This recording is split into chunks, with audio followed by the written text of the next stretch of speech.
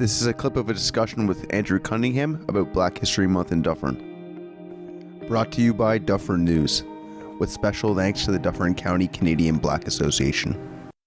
Black History Month in Dufferin. What would you like the community to know? The community of Dufferin County is vibrant, and I love it. The people in our community are great. I tell you the truth, the people in our community, from Caledon all the way up to Collingwood, it's just a beautiful community. And the people, people are what make community great. The buildings are just what we've put up as status symbol, but when you get into the community and begin to talk and communicate and relate to the commonality of our humanity is so interesting, and I just want to say to our community, we are all the same. We are all the same. Don't be blinded by the visible difference.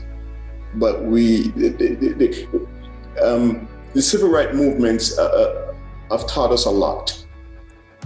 The civil rights movements have taught us a lot.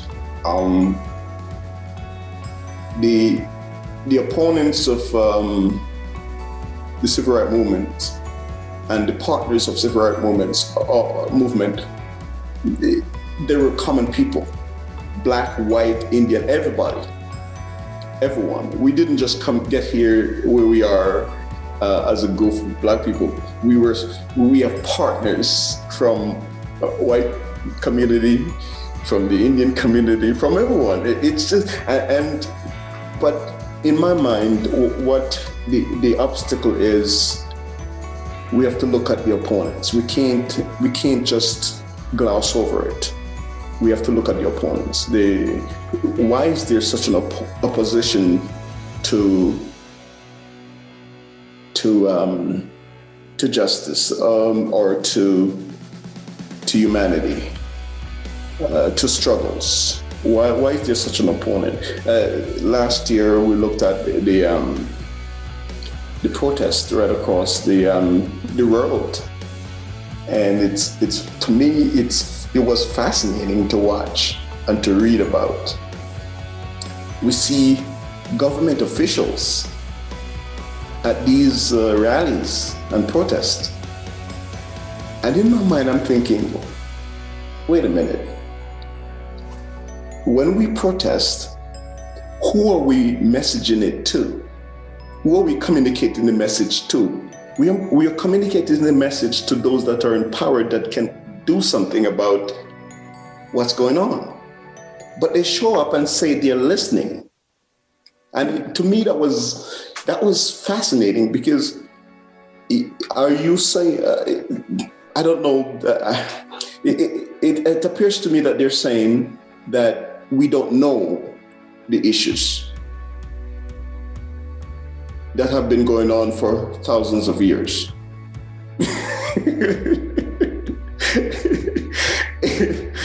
And so to me, that was what I gather from all of that. They're saying, we're listening.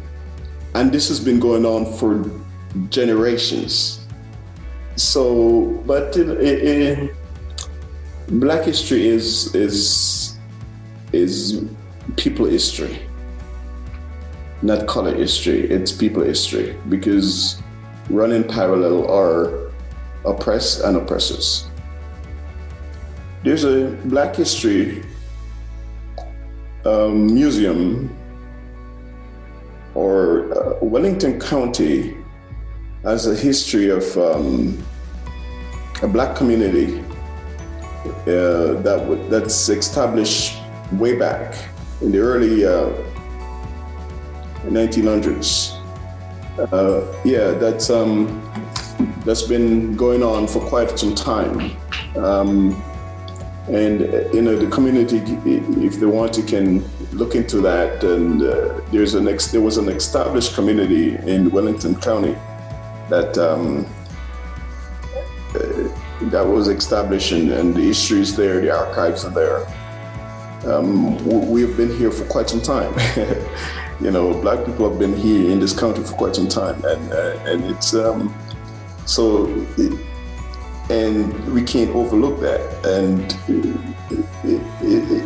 it hasn't always been, we see the struggle and the protests over 2020, but this community is on the cusp. We can become such a model community, a model area in this county. We can, and we are becoming that. The task force that was undertaken here is now being read across the country because it's been published in papers and telecast. So I think we can pat ourselves on the back, so to speak, but also we've got to continue to work to become a model area. The people like I said again, the people in the community have demonstrated a willingness to participate in the process. And that's so commendable. And we need to continue that work. We need to continue that work. And I can send you a link to when we are through about the Wellington County issue there that I was talking to you about. A friend of mine just posted it because I'm from Jamaica originally, and I was connected with an historian, and her job was, her interest is to compile Black history. Her name is Rella Braithwaite. She has a website up that you can look at. She's now passed on, but she has compiled an historical perspective on Black people in this country. And she was an historian. And that's, I used to go by her house every weekend and spend time with her and with the family. And that's an education that I've gotten, that it is so enlightening and uplifting and encouraging. And I would, admonish everyone to check it out and stay engaged and learn and embrace the history of people. We are a people that are on the cusp of greatness. All the communities on the cusp of greatness. We just need to work to make sure that everyone is uplifted. Black history, there's history of humanity, because running parallel is the oppressed and the oppressor, and it's one history. We just got to look at both sides. We have to look at it totally. We have to look at the comprehensive issue. We can't just isolate it, and we have to look at both of it. The reason why we highlight Black History Month is because we acknowledged, society have acknowledged that there's an imbalance. What caused the imbalance? What are the opposing factors for this imbalance?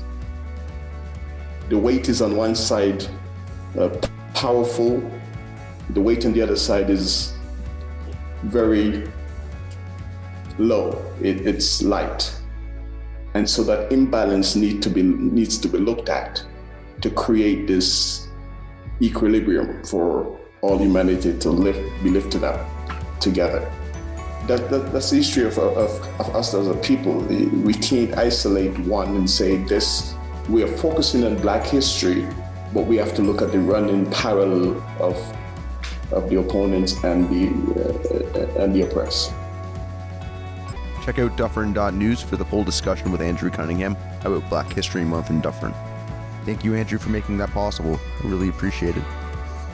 And special thanks to the Dufferin County Canadian Black Association. Make sure to check them out on social media and give them a follow. I'm Josh McHugh with Dufferin News, and thank you for listening. Have a great one.